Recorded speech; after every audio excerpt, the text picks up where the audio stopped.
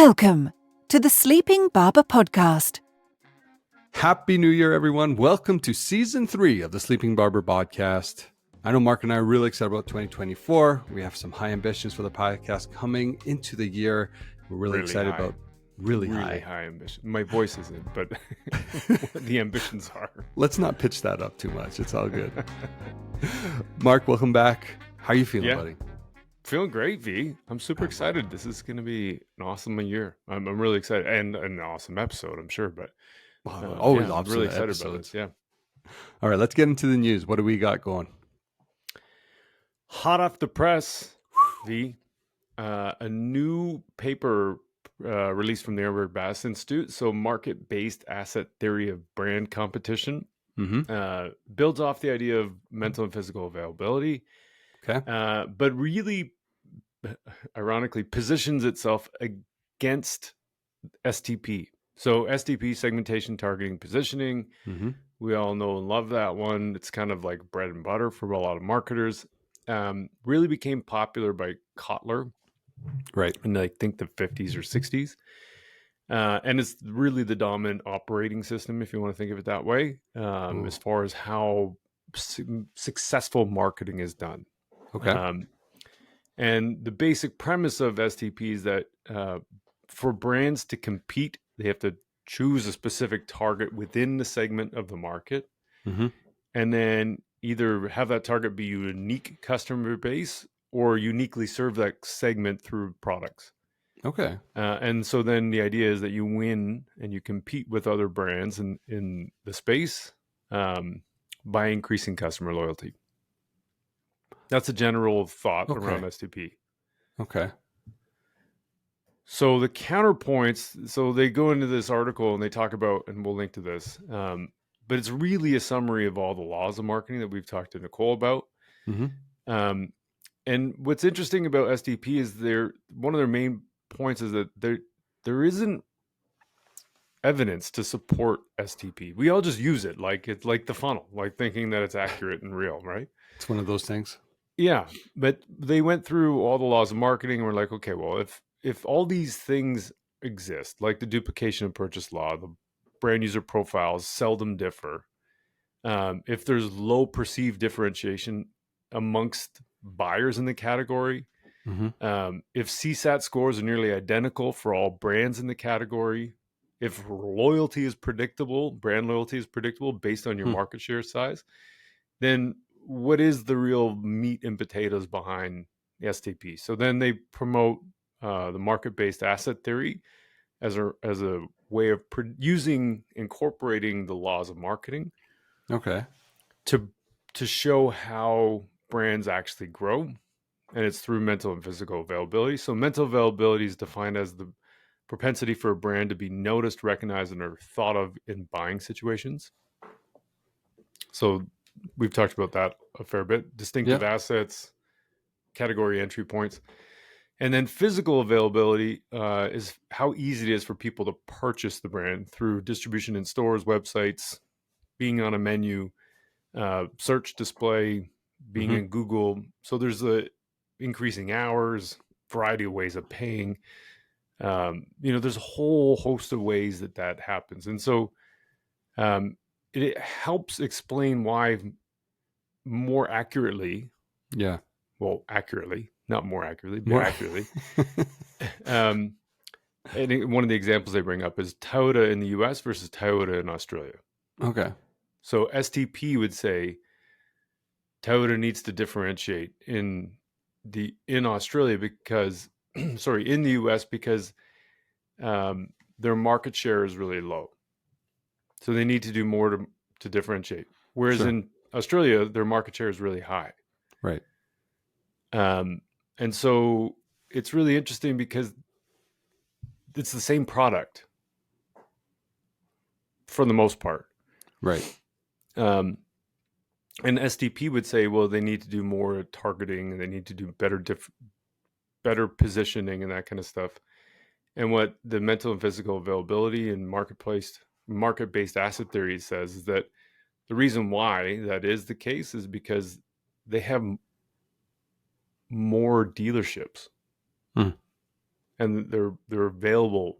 So you can have regional differences, and that it is better explained by the market-based asset theory than it is by STP. Interesting. So that's that. There was something else there. All right. No, it's really an interesting. I think it's an interesting paper. It's like literally it just came out last night. So it's an interesting paper because it really takes a crack at STP. Yeah, head on.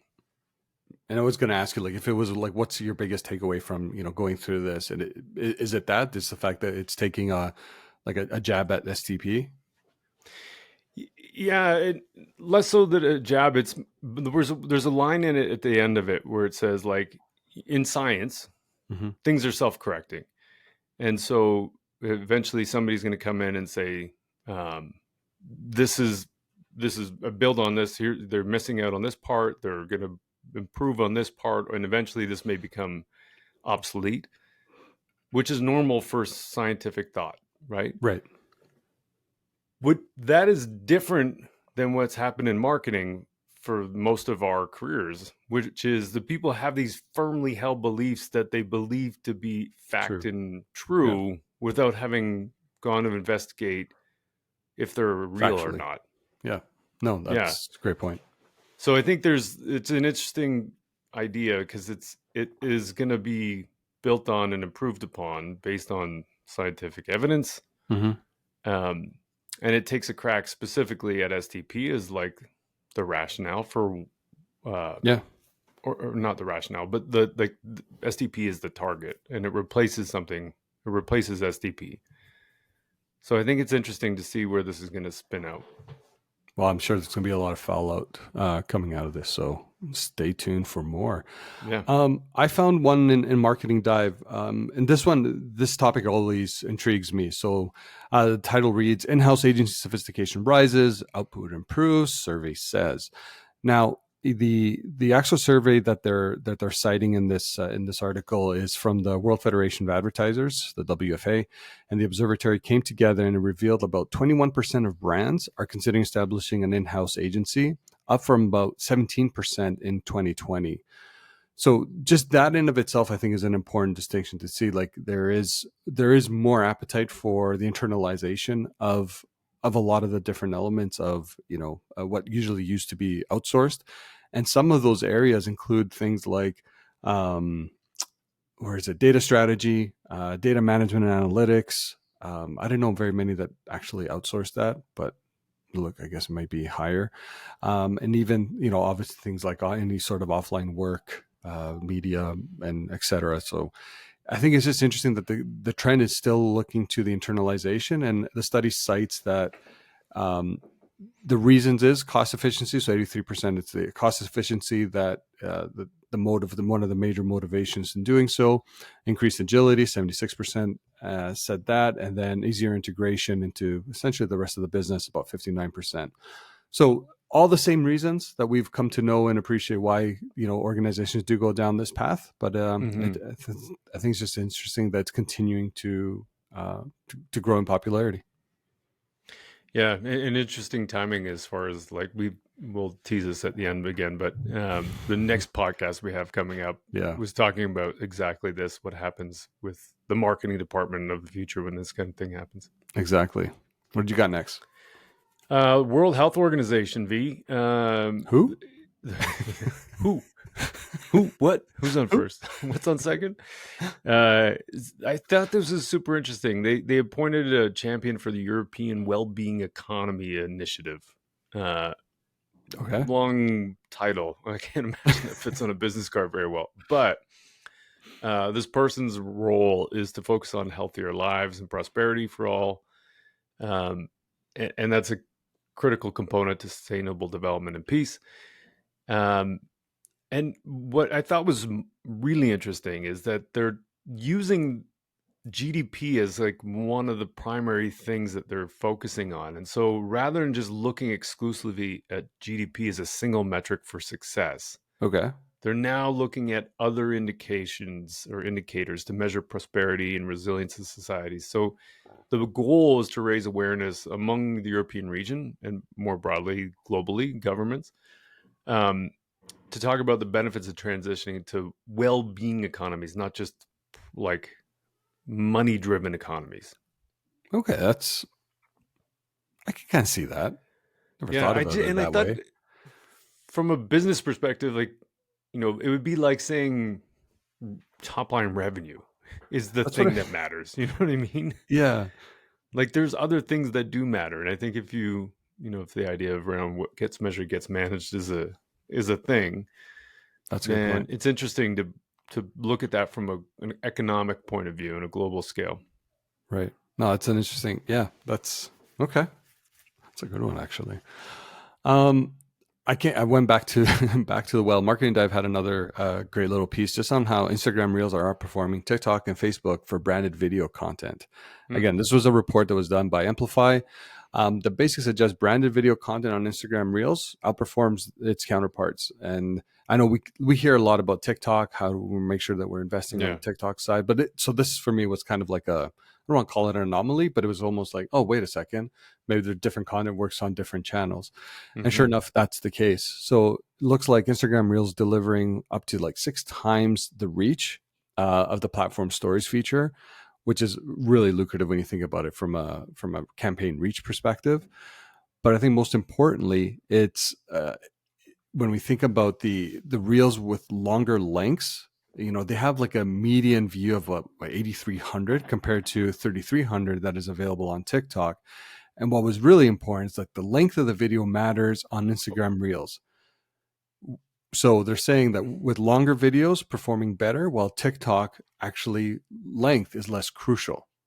So I thought that was a really interesting nuance, again, from a platform perspective, where longer form content seems to be performing a lot better on Instagram, whereas on TikTok, and there's more people watching it on Instagram. And more people watching. Yeah, exactly.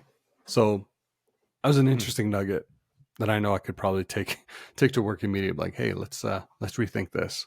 But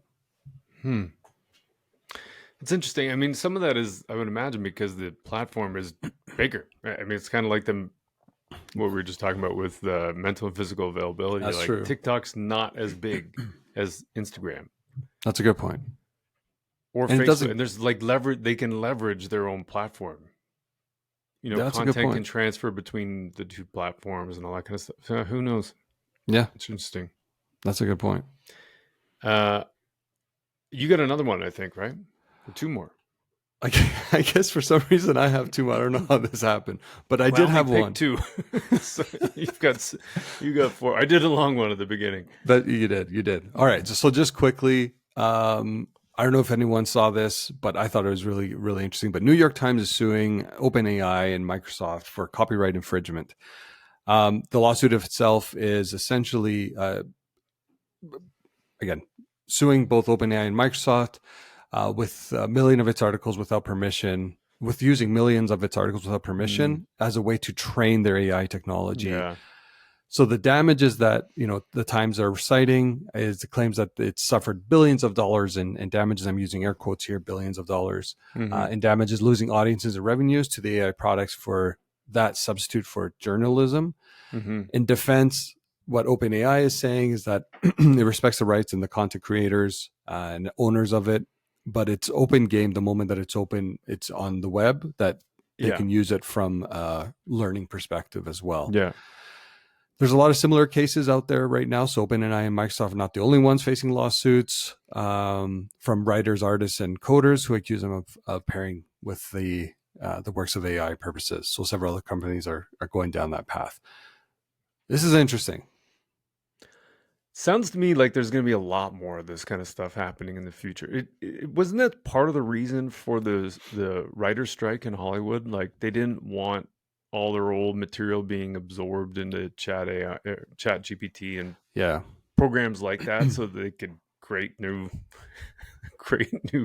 movies without writers. Yeah, it's the protection of intellectual property, essentially, right? Yeah. And like when New York Times is paying all these journalists to write for them, and then literally you can you can use these, generative AI tools right now to kind of, I don't know, recreate some of that content. Unfortunately, I think there's a line there, and I'm kind of with New York Times on this one a little bit, because the examples that they had were like, the stories were based on the prompts that they had. What was ChatGPT was putting out. It's almost plagiarism. It's almost plagiarism, right? And anyways. I did have one last one, and I thought this was an opinion piece by Brian Quinn in Adweek, and I thought it was really interesting because it was around Meta's ad-free tier that we're positioning in Europe because of the Digital Services Act. Really kind of basically suggesting that it'll be interesting to see how many consumers are going to truly value data privacy. Yeah. Right now, it's going to cost about 13 euros or $14 a month USD. Yeah. So I can already tell you, I doubt that many people are going to opt into. I kind of think I know the answer, but who knows? Maybe not. Maybe not. But I think it's going to be interesting as this continues to progress, because we know privacy laws are continuing to increase around the world. And it's going to see like what that value consumers are going to put on their data. Mm-hmm. And of course, the ramification of this, if you think about it from an advertising perspective, is like the less personalized content likely going out. And I use the term personalized very loosely, but the general sense that you're not using a lot of those data signals to inform campaigns and stuff like that. But anyways, it's a good piece. We'll obviously add it in the show notes. I think it's going to be interesting as that continues to develop. Mm-hmm. The marketing moment. The marketing moment, V. This is I'm going to highlight a case study that I listened to with my wife on a drive down to a ski trip over the holiday. Yeah, so we keep talking about how marketers got to pay more attention to accounting. So my wife's an accountant, and she had to do some like accreditation training, and so they've got this great platform called LumiQ. Okay. And inside of it is all kinds of like podcast type of credits for them to listen to. Okay. So this one, there's a guy named Omar Roby, who's the host of this particular podcast, talking about the rise and fall of Target Canada, which I thought was super interesting. And they also had on there Alison Colville, who was a former president of Hudson's Bay Company, so HBC. Everyone knows that in Canada knows it as the Bay, but Hudson's Bay Company is like now bought out by an American retailer or holding company. But it is one of the biggest retailers in Canada for a long time. So everyone knows that Target Canada came and left real quick within Canada. But what was interesting is that Target is a really successful company in the US. Yeah.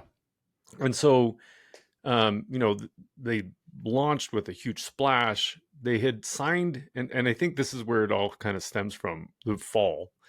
They signed a deal in 2012, launched in 2013, but signed the deal in 2012 that said from HBC owned over 220 Zellers locations across Canada. Target said, we'll take them off your hand for $1.8 billion. Part of the deal was that Target had to open over 100 stores in year one. Oh, interesting. And then they could sell off a number of the leases to other people. Yeah. But they had to open over 100. So they launched in 2013. And they ended up launching over 133 stores, which is insane on its own if you think about that. Like, it's a big deal to launch a store or two, but to enter Canada, new market. And so that was like from that point on, because of the speed in which it had to operate, there's a whole bunch of things that just went wrong and just snowballed after each other. And it ended up in this avalanche of shit for Target. Oh, man, yeah. And so in 2015, like about 2 years later, they shut down all 133 stores. 17,000 people lost their jobs, and Target lost billions of dollars. That's crazy. So, yeah. So it was fascinating for me. Like, here's some accounting lingo for you. There's a capital budget or a capital plan. Okay. And so it's like a budgeting process. And so there's this one guy that was in there in this podcast talking about how you can create an illusion of accuracy if you just take like a lot of very specific details, like all the SKUs that they offer, and go, okay, we're going to measure and predict the sales of each and every individual SKU. Mm-hmm. So you can do stuff to that level of detail, but it creates this illusion of accuracy because you don't really know. You've got no historical data. You've got no real understanding of the Canadian market. Sure, it's all US data. Yeah. Zellers, as part of the deal, gave them a bit of their information, historical sales.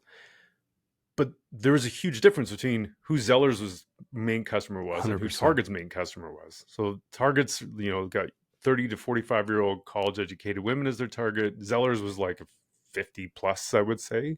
Yeah, 100%. Probably group. Value shoppers. Yeah. So then there's a whole bunch of things that they just missed on their fact checking because of the speed that they were trying to deliver this on the capital budgeting plan. They didn't have any real good way to fact check what would happen after the renovations of these old department stores into the new Targets. They didn't account for things like shipping costs as a result of the exchange rate. Mm-hmm. They had a payback period of pie in the sky 2 to 3 year period for their investment in all this on the $1.8 billion leasing and plus all the upfront costs and renovations. So their expectation was that this would pay off in 2 to 3 years in comparison to a more realistic timeline of like, say, 10 years. You're right. So it's really interesting from that perspective. And then it just gets crazier from there. There's stores were opening without proper assortment. Everybody's got these stories about how the store shelves were empty. One of the reasons was like due to language laws entering in a new market.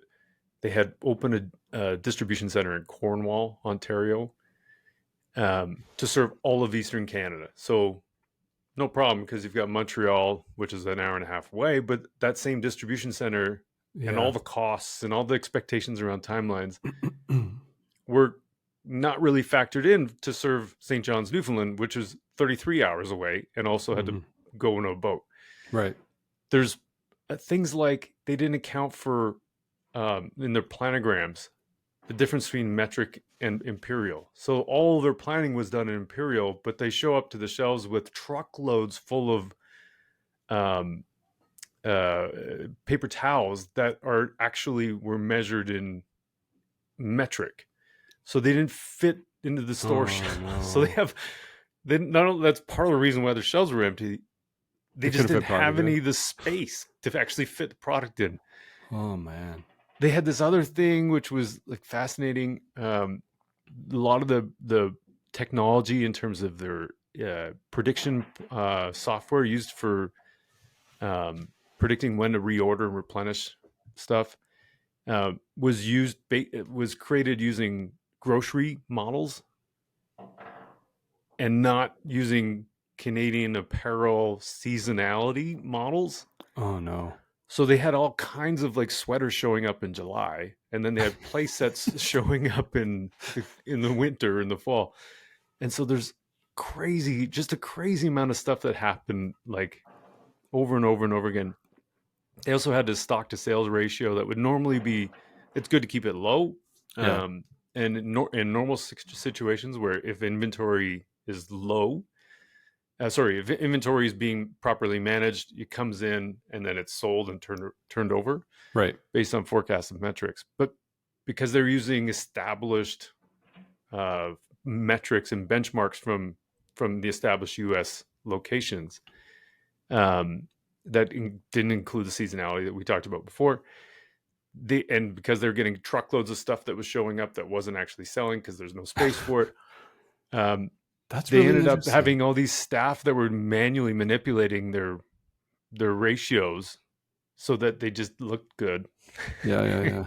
Didn't have to deal with the answer, which then threw off their metrics and the replenishment orders even more. Anyway, so they eventually launched a marketing campaign in 2014 saying, we really apologize. And it was staff that was featured. There's a bit of a PR thing around that. We'll do better. The whole promise of expect more, pay less was like, we know we need to deliver and we haven't been.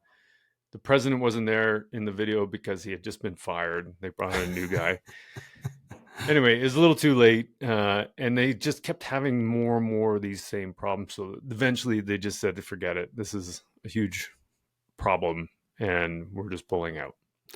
Which is, again, this is fascinating in terms of like from a case study perspective, like all the things that can, really go wrong, almost feel like it did for Target as they approach Canada. Because like they wouldn't have suffered from things like brand awareness. They wouldn't have suffered things from like, mental availability. Like Target is still well known amongst many Canadians that travel into the US. So really from a quote unquote marketing perspective, you would argue they probably could do no wrong, but if you think about like all the other elements of the business weren't set up to succeed. So no matter what kind of marketing they would have done, it wouldn't have been enough to change the perception or change the reality of we got no products. We're selling sweaters in July. Yeah.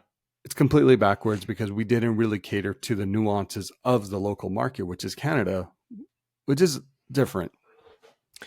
Yeah. And like for me, it was, I agree with all that. I thought it was just such an interesting case study. We, like I mentioned at the beginning, we talk about the need to have more accounting language and understanding of that. And I think, it's so easy for marketers to go and accept blame for something. Yeah, that's a good point. Or to take credit for something. We're very quick to raise our hands. Going great. It was all marketing. High five. But I think it's more than anything just one of those case studies to me that showcases the whole scope of the company and how they have to work together. And I kept thinking about like the promise to the customer stuff. We've talked about mental and physical availability as we were reading this. And like all that stuff matters. Like the product assortment matters, the pricing structure matters. Because that was the other thing. The whole promise, expect more, pay less. Because of the problems they had, it cost more to actually deliver less. Yeah. Such a great point. Crazy. Anyway, I thought that was a fascinating case study.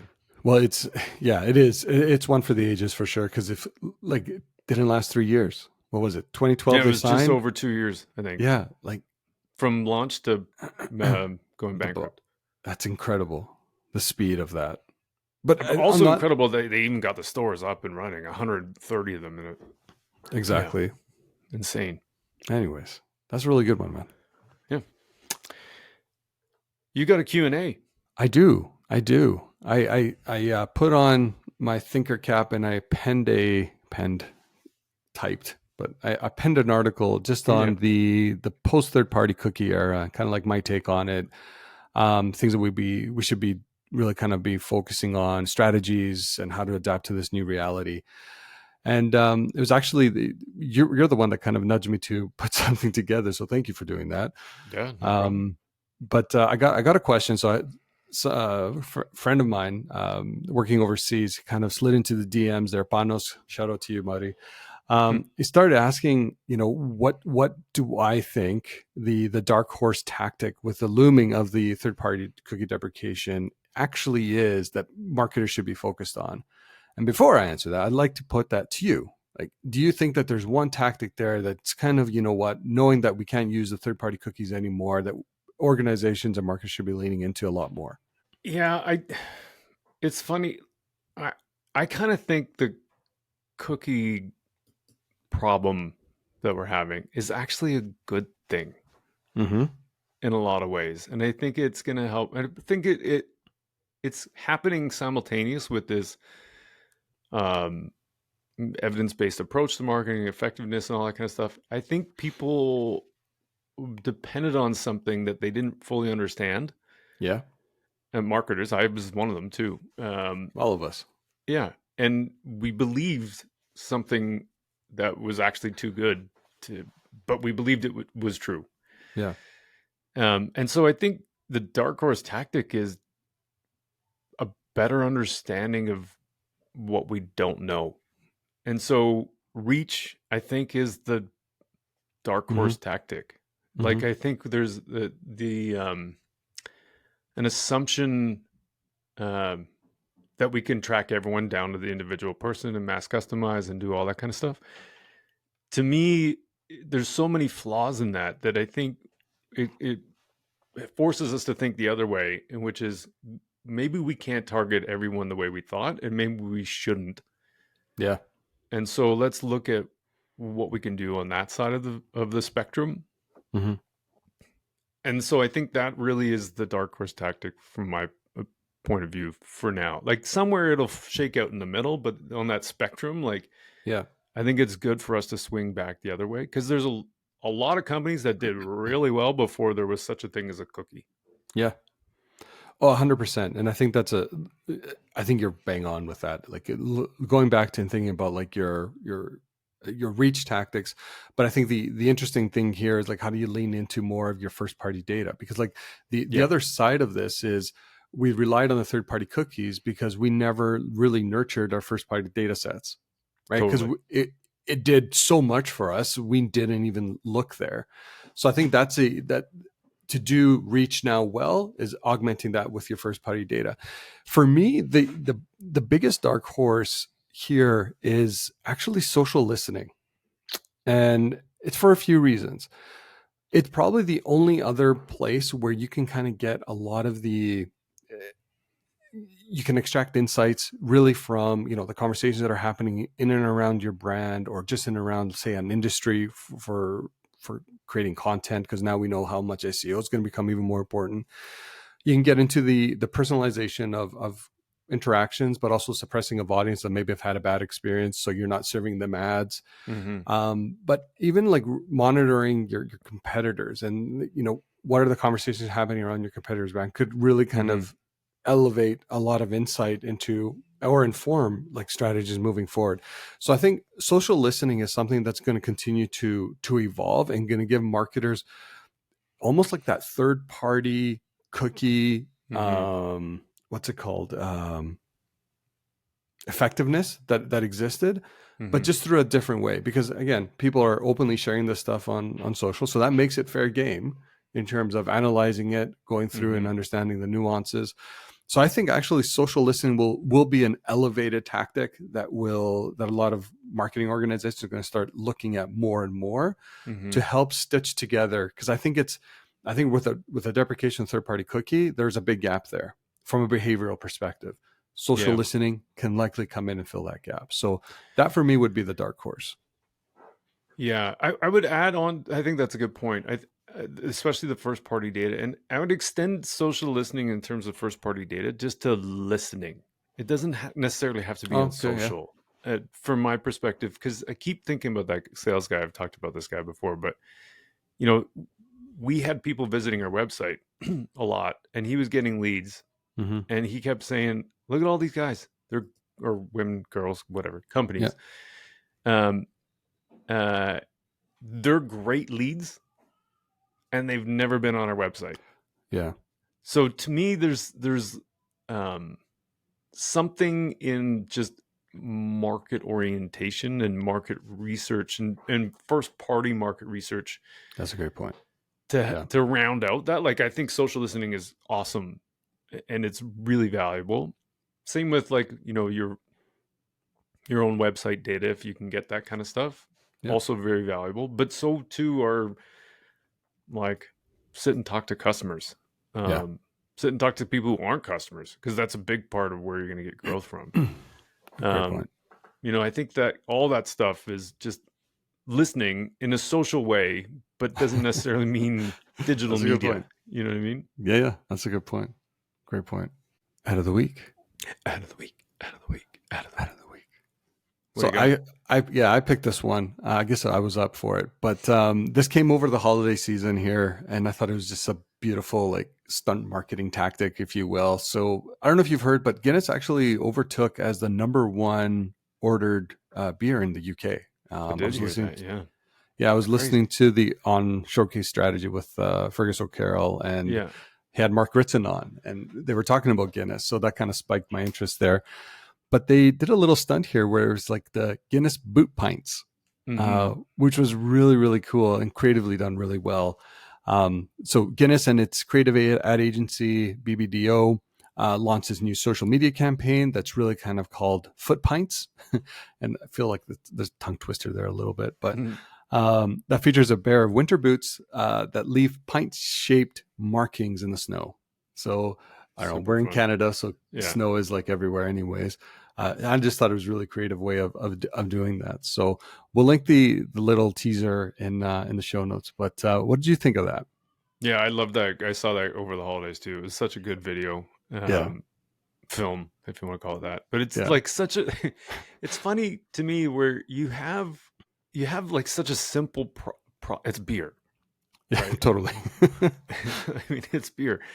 But it's so creative the way that they find ways to talk about the product over and over and over again. And it's fascinating to me that you can do that with something that's so simple and seemingly so benign. 100%. Yeah, and it's like fascinating to me. Yeah, and if anyone's interested in those boots, they literally can go to Guinness.com and kind of it's going to be a limited run, but you can kind of throw your hat in the ring there, see if you can score a pair. But anyways, I thought it was a really cool and creative way of going about that. Very much. What's coming up next week, Mark? Well, next week we've got a really interesting podcast with Kai from a company called Capero and Hannah from the Swedish Federation of Advertisers. They came together and did a report earlier last year on the future of the marketing department, or the marketing department of the future. And its shift from it being what it is today, which is more production based, and what we have to do to become more strategic. Right. So it was a really great conversation. I'm really excited to get that one out. Yeah, I think it's really timely. Like I know a lot of organizations coming into the new year, probably looking at ways to become more effective in their output. So I think this will be a great listen for everybody. Yeah, it's gonna be really fun. Yeah, man. And that is the Barber's Brief for this week, V. Not so brief today, but it's okay. We're a little rusty. We haven't been talking for a while. That's awesome. So happy New Year to everybody. Happy New Year to you again, once again, Mark. And, you too, V. Let's looking chase profitability. Oh, that's right. Oh, God damn it. Yeah. It's done now. New year, new us. Yeah, we're working on it. All right, take it easy, V. Have a good one.